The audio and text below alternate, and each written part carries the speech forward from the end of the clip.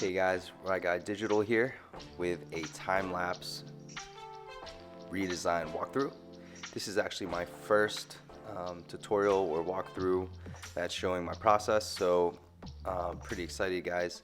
Leave me a comment below or go ahead and shoot me a message if you like this kind of content, and I'll go ahead and post more of these. So what you're seeing here is a redesign I'm going through for Lamar Jackson's e-commerce store, specifically one of his products. In this case, it's a jacket. And what I'm doing here, as you can see, is just trying to grab the images and make them transparent. So the first step I usually do is I just take the main product image, and you can see here I'm just trying to play around with different backgrounds, figuring out what I want to do to the new redesigned product card. So as you can see, I just took out the shadow beneath the jacket just because it wasn't really playing nice with that beige background.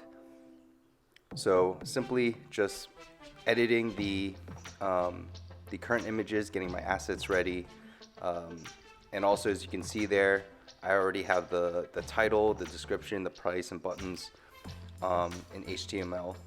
I usually start off with that. I like to structure out my pages, my components first, pure HTML, and then I go ahead and style it up with CSS and get the fonts as you see now.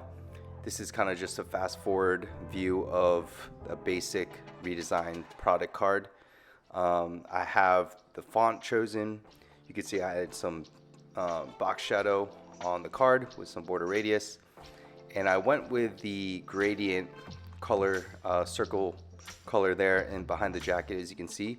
And the reason why I chose those colors is because I use a color dropper tool, and what I did, I just hover over the Air 8 logo, the African wild dog there, and grabbed the beige color and then the pink color from the tongue of the logo. So I used those two colors and just created a nice gradient that you see there, and you can see I used that in the buttons. So right now what I'm doing is I'm creating hover effects, so when you hover over a button or size, it shows in color, so then it's very user friendly.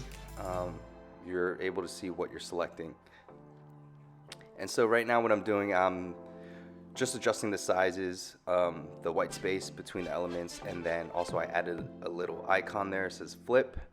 A feature enhancement I plan to do is when you hit that flip button, it will rotate or flip that jacket and show the back image of the product.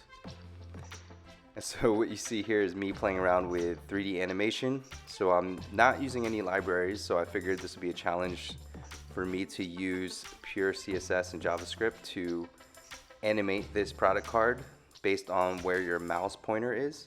So that's why you see it moving around there. I'm trying to adjust the movement, make sure I'm trying to make it as real as possible to give that 3D effect. So this was kind of challenging. There's quite a few CSS properties you got to put on the right containers for the elements that you want to animate. So if you want to see a tutorial on exactly how I did that, I could definitely make another video slowing down the code.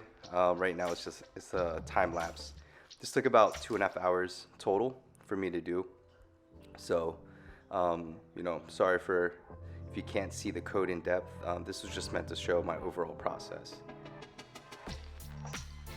So right now what I'm doing also is I'm diving into each element that I want to animate and adjusting the properties to make sure when you do hover over the card or the animated area that the elements pop out in a staircase like fashion, so there's depth. So what that means is the first thing with the jacket, I'm allowing it to pop out, and I thought it would be cool to rotate the jacket at the same time. And then as you move down the card, you can see there the title and the jacket moves out farther. So after quite a bit of time, here's the final product, and I'll kind of show you more in detail what I mean. So you can see how the jacket pops out more in front, and as you move down the card, it's a little less or farther out in depth, and then the buttons kind of pop out more as well. So yeah, so as you can see, the mouse moves around, and you know, it keeps 3D perspective. So that's my redesign, guys. Hope you enjoyed it. Leave me comments, or if you want to see more of this in the description below. Thanks, guys.